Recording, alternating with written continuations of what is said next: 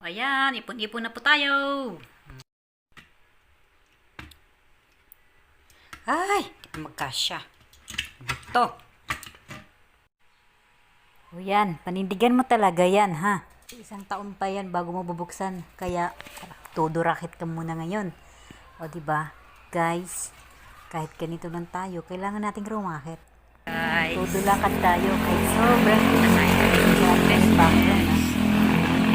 Shoutout nga pala sa mga nag-order sa akin. Salamat sa inyo. Salamat sa tiwala. Salamat sa pagtangkilik. Maya deliver natin yan. Tsaka kain po tayo ng nilagang saging. At tsaka yun po tayo ng buko juice. Para healthy. Para may energy pa tayo para mamaya. Kasi nagluluto tayo ng pansit for dinner. Dito sa bahay namin, lagi talaga yan. Every weekend, nagpapansit po talaga kami. Pero this time, Monday, kaya nagluluto po ako nun. So, yan. Plantita na ang iyong lingkod. Charan. May nalaya pa. Yan, nasa labas na yan. Maganda nga yan eh, para no filter to.